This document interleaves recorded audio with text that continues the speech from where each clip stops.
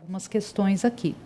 Tem uma que é para ambas palestrantes, que diz o seguinte: a absorção de populações migrantes em países desenvolvidos deveriam constituir sobre a absorção de populações migrantes, países desenvolvidos deveriam constituir um fundo financeiro, buscar territórios vazios, criar com os migrantes novos polos de desenvolvimento, uma nova concepção de um Estado nacional para todos é um caminho para a paz? Quem fez a questão foi o Bernardo. E a pergunta é para vocês duas. Não sei se você quer começar, Rossana. Quer responder primeiro? Assim a professora descansa um pouquinho.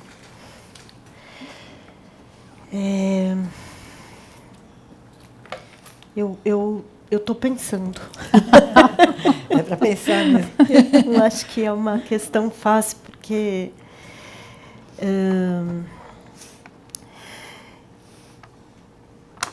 ao fim, eu acho que foi muito interessante ouvir a exposição da professora Bela logo depois da minha, porque ela foi mostrando um pouco como é que, para além do debate, enfim, mais abstrato, você tem iniciativas já em curso, né, em vários lugares ao mesmo tempo, que promovem, digamos, alternativas, mas que são alternativas assim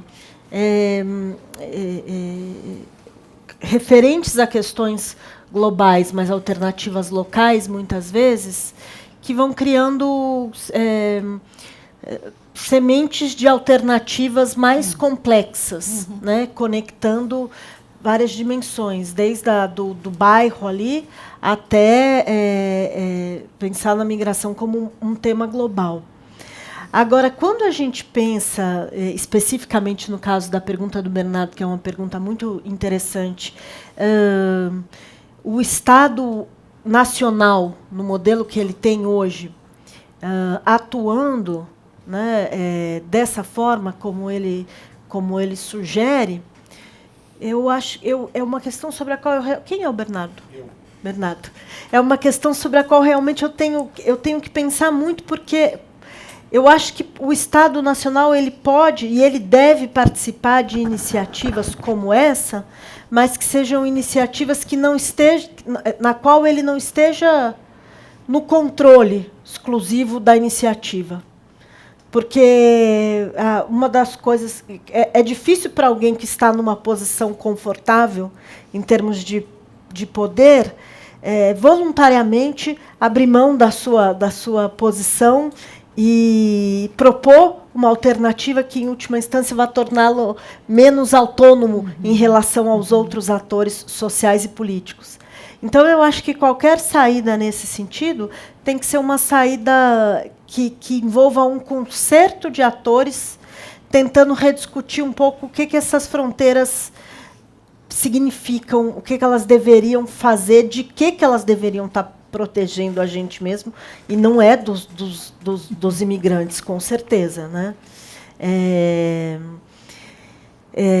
Eu acho que o risco que se corre quando a gente pensa num projeto levado a cabo por estados, e sobretudo pelos estados que têm mais condições econômicas de levar essas políticas adiante, é que eles acabam reproduzindo uma espécie de novo colonialismo, se você quiser, não, eu vou pegar você daqui, então eu vou levar para lá, está faltando aqui, quer dizer, né?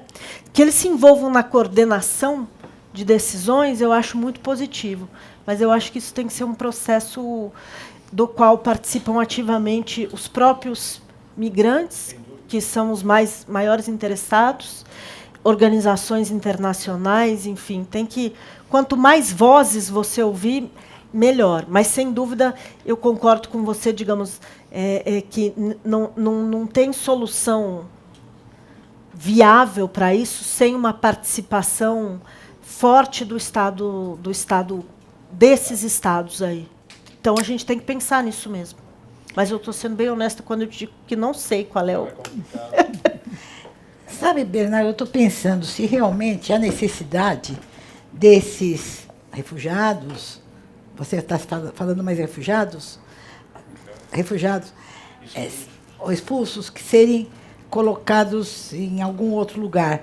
Porque a maior, inclusive, tem muita essa retórica dos estados, principalmente europeus, que não podem receber os imigrantes, os Estados Unidos, que não quer receber os imigrantes, principalmente agora. Mas, de fato, a grande maioria dos refugiados estão em países, eles são aceitos em países que, da própria África. Quer dizer, é falta de vontade de receber, porque tem lugar para eles. Não precisa, eu acho que não precisa de se pensar em algum outro lugar para eles serem despachados. É a boa vontade. É o fato que a questão é muito complicada, porque, principalmente na Europa, que passou pelo nazismo, e que, a partir do nazismo, que houve a Declaração de Direitos Humanos, que eles agora estejam realmente negando para refugiados a hospitalidade que eles merecem. Então, eu acho que é mais uma questão política deles não quererem aceitar do que do fato de que precisa de um outro lugar para eles quer dizer, depositar os migrantes. Eu acho que essa é a questão. Sim. Para isso, a ONU existe. Ela não faz nada, Exatamente. Mas para isso ela pode fazer. Esses países desenvolvidos têm muito dinheiro, há bilhões, há trilhões no mundo, e a ideia é pequenos países que recebam com dignidade e acabam com o campo de refugiados, Claro. que é matéria-prima para o narcotráfico, Claro. para o terrorismo e para a prostituição mundial. Se nós fizermos, eu posso até propor um fórum mundial com antropólogos, sociólogos, economistas, estruturalistas, capitalistas econômicos, de pensar numa solução para 50 ou 100 anos, urbanistas, resolver o problema. Eu tenho a impressão, muitas vezes, a população é expulsa porque ela não tem aonde ir. A Inquisição foi assim e o nazismo foi assim. Então, esses movimentos políticos geram isso. Eu tenho a impressão que nós podíamos, se isso aqui fosse um fórum, pedir a recomendação de uma moção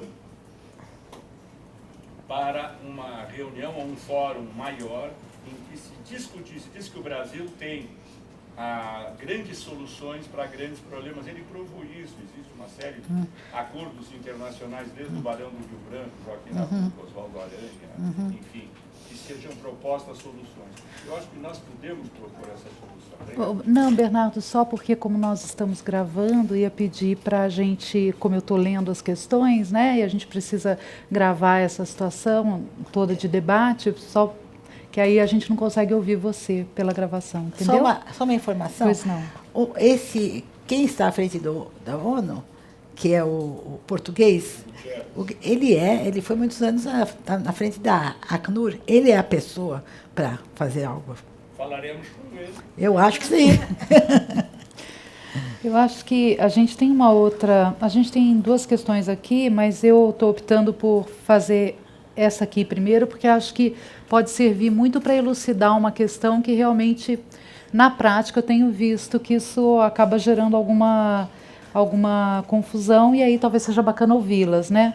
A pergunta é: qual a diferença conceitual entre refugiado e imigrante? Acho que talvez vocês pudessem falar um pouquinho. Quer começar? Posso falar? O refugiado é aquele que pode pedir, porque não é tão fácil conseguir o status de refugiado, mas ele tem que provar que é vítima.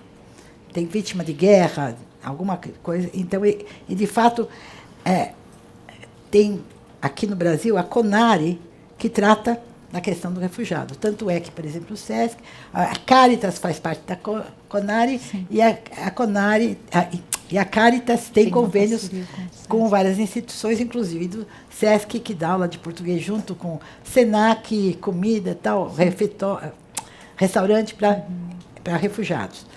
O imigrante é aquele que decidiu sair do país, às vezes também por questões políticas, mas que não pode provar, quer dizer, o CONARE dá o refúgio para quem provar. Tem que provar que é vítima. É isso.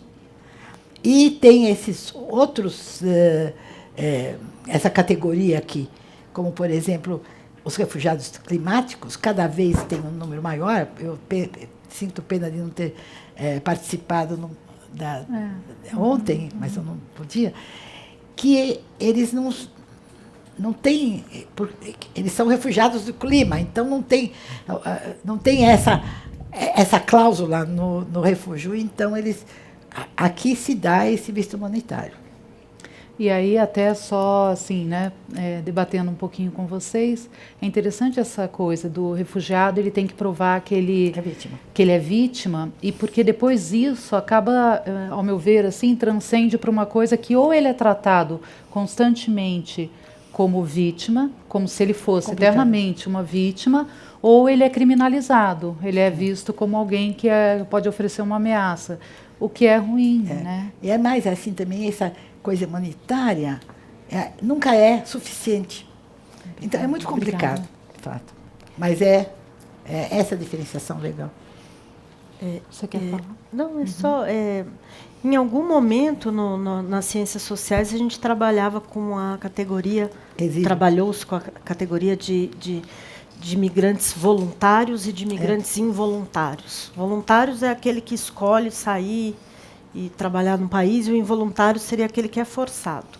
Na prática, a gente vê que essa classificação é um tanto quanto ilusória, porque, enfim, é mais complicado do que a terminologia nos permite expressar.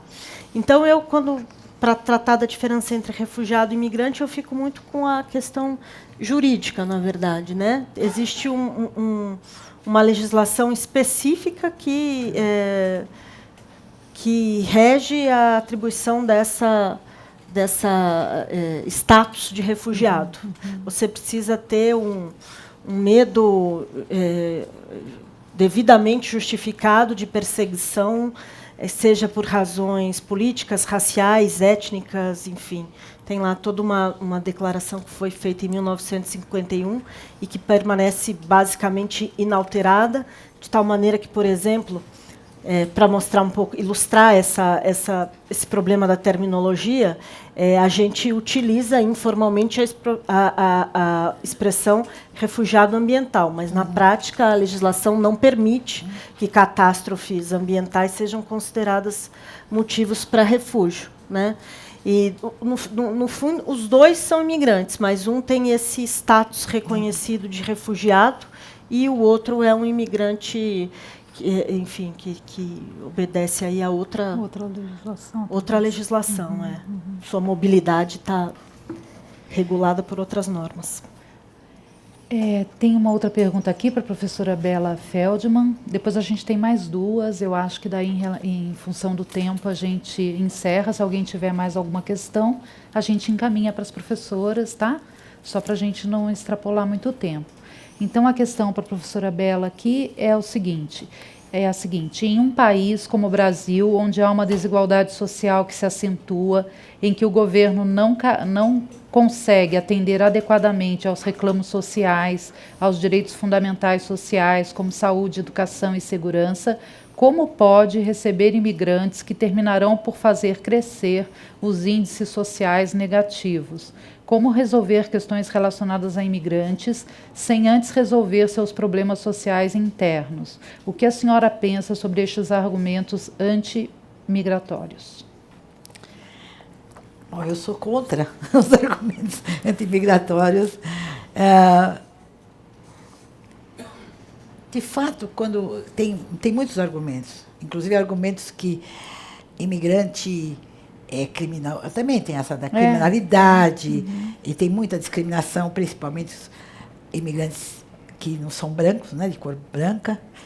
Os bolivianos sempre falam da discriminação, emprego, trabalho, etc. Mas contribui para o desenvolvimento, contribui para a economia. Tem outro lado, não é? Tem um lado de contribuição muito grande.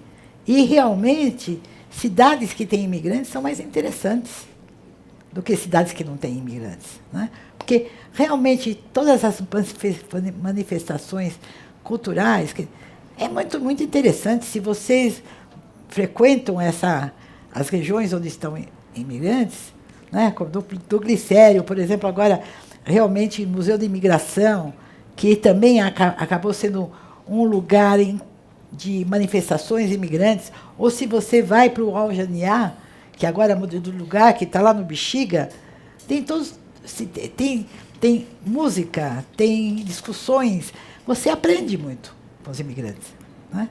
Eu acho que é uma coisa assim de abertura, né? Como eles aprendem com com o Brasil, eu acho que não tem essa noção de que, ao contrário, eles podem se mobilizar junto com os que precisam do SUS.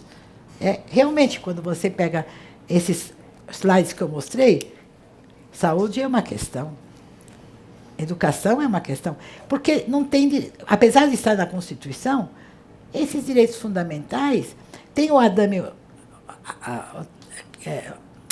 que é um líder marinês, que ele diz, bem, o Brasil tem políticas de acolhimento, mas não de acompanhamento. Chega aqui e o quê? Né? Então, eu acho que esse argumento não se sustenta. Não sei se eu respondi. Uma outra questão aqui, agora para a professora Rossana, que é qual a contribuição do Estado e do povo brasileiro diante do cenário mundial, considerando a reflexão de Darcy Ribeiro com a nossa cultura, com a nossa, entre aspas, cultura acolhedora e mestiça. Quem fez a pergunta foi a Helena. Quem é a Helena? Só para... Oi, Helena. Também é uma ideologia esse negócio da cultura acolhedora e mestiça, né? Ela é parte da verdade, eu acho. Tem muita gente aqui acolhedora e mais gente ainda mestiço, né? Mas que eu acho que a gente teria, assim, enquanto sociedade e enquanto Estado, uma contribuição a dar se a gente conseguisse, por exemplo, uma solução mais humana para essas questões aqui dentro, né? A gente está agora, a professora Bela e eu participamos ativamente aí no processo para discutir uma nova lei de imigração para o Brasil, que finalmente deixe para trás aquele paradigma da segurança nacional de 1964 e reconheça que direitos humanos dos imigrantes são primordiais e que a política deve seguir essa lógica. Agora, eu sei também que quando a gente fala uma frase como essa, as pessoas me perguntam, mas o que isso quer dizer na prática, né? É bonito isso, vamos seguir os direitos humanos, mas o que você quer dizer na prática? Ou, retomando um pouco os termos da pergunta anterior, né? Qual é o custo disso? De onde é que sai? As pessoas... Lembro de um colega que trabalhava na área de direitos humanos que dizia que as reuniões governamentais eram dificílimas porque você vem com questões e a pessoa te pede uma planilha, né? Como é que a gente faz isso, tal, resolve, transforma isso em política pública? E eu acho que uma das primeiras coisas a se fazer é partir do conhecimento que a gente tem sobre esse assunto e não das fantasias, né? Porque isso o argumento lá anti-imigrante, que eles vêm roubar os nossos empregos e sobrecarregar o SUS, é um argumento que, se você for a campo fazer a pesquisa, é um tanto quanto fantasioso. Na prática, não é isso que eles estão fazendo. Isso quer dizer que não tem, que todos são ótimos? Não quer dizer. A gente não é tudo ótimo, eles não são tudo ótimo, a vida é assim mesmo. Né?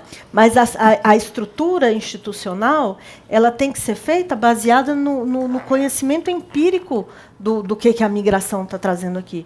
E a migração está trazendo coisas boas, coisas ruins. Vamos estudar coisas ruins assim no sentido de desafios, né? De como é que você vai fazer, por exemplo, para um profissional de um hospital público que não conhece outras línguas e nem outras culturas, vai ter que lidar ali com pacientes que ele não está preparado para lidar. Isso é um desafio. Lidar com esse desafio tem custos para o Estado. Mas aí você pensa, também tem os ganhos do que essa diversidade traz para você. Veja, é só a gente pensar numa coisa muito simples, assim, migração não é uma coisa que acontece num lugar que não tem oportunidades. políticas, econômicas e tal, né? Tanto é que a gente tem assim, quando é que as pessoas migram? Elas migram para lugares e os lugares melhoram porque tem migração, tem uma sinergia aí positiva entre imigração e desenvolvimento, muito mais do que uma sinergia negativa. Agora, no imediato, no curto prazo, tem desafio, sim, tem custo, tem investimento, tem problemas para serem resolvidos. Não é simples. Não é simples para quem está tomando as decisões. Mas eu acho que, da minha perspectiva pessoal, essa coisa enfim, então não vamos receber porque isso vai ter um custo. Isso não existe. Isso não é factível. Assim. Você pode até querer muito, mas não funciona. Então, se não funciona, a gente tem que partir para um outro projeto, para um outro plano. E a gente vai fazer esse plano em cima do quê? Dos meus preconceitos sobre o que eu acho que o imigrante vai fazer, ou do fato de que, né, reaviva o centro da cidade, que estava meio abandonado, né, que traz toda uma riqueza aí, sem contar que, retomando um pouco aquilo, e já vou terminar, Lucy, que você tinha dito antes, né, as pessoas têm também outra fantasia, né? O pobre imigrante, refugiado, que não sei... Gente, as pessoas às vezes chegam aqui, falam 5 línguas, são formadas em medicina, sei lá, em ciências sociais, engenharia e tal. Ela é tudo menos um coitadinho, entendeu? O que ela precisa é de condições mínimas. E ela vai atrás do que ela quer. Ela não vem aqui para ganhar nada. A pessoa é super capaz. Claro que vai ter sempre quem possa usar isso contra mim, né? Bom, por que a gente vai pegar essa concorrência? Mas a verdade é que, enfim, eu acho que a gente tem que criar um mundo possível dentro do que o mundo está nos permitindo. E o mundo só nos permite pensar o futuro em sociedades que são cada vez mais diversas e que têm cada vez mais migração. Fora isso, é uma ilusão conservadora, né? Sem dúvida. A gente tem discutido bastante isso, porque os refugiados com os quais a gente trabalha no SESC realmente eles são extremamente qualificados. Sim. Falam várias línguas. Além de falar, nossa, eles falam muitas línguas. E tem curso universitário, tem exatamente, médicos, engenheiros. Isso, e juntamente a isso, é isso que você tinha dito, uma dificuldade imensa de que o diploma deles seja reconhecido. Isso é uma luta, assim, que tem os cursos, que eles têm os concursos, que eles têm que participar, e a barreira da língua, às vezes, é uma barreira bem difícil de transpor, né, numa situação de formalidade, de prova, essas coisas todas. Então, acho que é muito legal. Muitas vezes o que empurra ele para o balcão do Estado é uma legislação obsoleta que não permite que ele vá cuidar da própria vida. Exatamente. Que coloca ele na condição de vulnerabilidade mais ainda, né? Então, é importante a gente pensar nisso. E o trabalho, como eu tinha dito, singelo que o SESC vem fazendo com os refugiados, justamente no sentido de tentar reverter, pelo menos a nível local, essa lógica da vitimização, né? E trazer essa figura da pessoa em situação de refúgio como a potência que ela tem, né? A partir da sua cultura, sua música, sua poesia, sua culinária. Exatamente. Tentar trazer isso para um outro campo, né? Um pouco diferente do que comumente ela é abordada, né? Socialmente. E temos aqui, então, uma outra pergunta para a professora Bela, que é da Helena também, que é a seguinte: o fenômeno da globalização é a expressão do capital. Este não respeita o espaço geográfico, não respeita o espaço geográfico. Veja imigrantes, mobilizações, refugiados, são fruto de disputa de recursos naturais e são úteis ao capitalismo baratear a mão de obra. Desculpa, viu, Helena? Baratear salários. Se o capital é global, não podemos ter uma bandeira, mobilização pela cidadania global, junto com políticas, gestão pública global. Acho que duas, né? São duas perguntas. Não podemos. Se o capital é global, desculpa, professora, eu vou ler de novo. Se o capital é global, não podemos ter uma bandeira, mobilização pela cidadania global, junto com políticas de gestão pública global. Eu acho mais complicado de você pensar ao nível global. Quer dizer, de fato, ao nível global, o que você pode pensar é essa cidadania, se for, né? Ao invés de, do nível do Estado, seja a nível global. Mas eu acho que é mais uma utopia. Não sei se podemos chegar a isso, né? Seria até bem interessante, mas o que eles... Agora, realmente, o indocumentado ganha menos, se expõe mais. É muito complicado. Por isso que também, mesmo nenhum direito a menos. É a luta. E tem isso, e tem, inclusive, interessante, manifestações artísticas deles. Tem um grupo de teatro malinês. E eles têm até um vídeo na internet sobre essas encenações, que eles encenam a questão do trabalho e a discriminação que sofrem e como eles são explorados pelo empregador, porque eles são estrangeiros, né? Então, isso acontece na prática, assim. Por isso que é importante políticas e leis que equiparem, que equiparem, em termos de direitos, os nativos e os imigrantes. E, nessa nova lei de imigração, não tem a diferenciação. Não sei se vai passar. Mas no Senado, porque agora já tem... Mas não tem essa separação. E é interessante também como houve participação dos próprios imigrantes, dos ativistas da questão migratória na formulação da legislação, né? Foi muito discutida, né? Houve vários anteprojetos de lei. A Rosana fez parte de uma das comissões. E realmente, como as reivindicações, voltando ao que eu falei, as reivindicações e as sugestões de imigrantes fazem parte. Porque, por exemplo, esse projeto de lei que está, não é uma grande maravilha, mas é ao possível, porque tem muita securitização também, mas inclui também os imigrantes. Isso é o que? É mobilização, é luta, é demanda, é participar junto, né? Eu acho, mas sim, tem muita exploração. Não sei se eu respondi. Tem mais alguma questão que eu deixei de responder? Não, acho que não. Você quer comentar essa questão? Não, acho que não, professora. Tudo ok. Ou vocês querem dizer mais alguma coisa? Gostaria só de novo de parabenizar os organizadores e agradecer pelo convite de estar aqui, agradecer também a plateia, dizer que foi um prazer estar aqui encontrando a minha amiga Bela, que eu não via há muito tempo. E é isso. Foi muito bom. A gente agora vai continuar dialogando. Com certeza. Eu Mas, também. A senhora quer dizer mais alguma coisa? Não, eu só quero agradecer também o convite. Eu acho que foi realmente um desafio, né, que me fez pensar. Essa pesquisa em São Paulo ainda não tem nenhum projeto, é um assunto.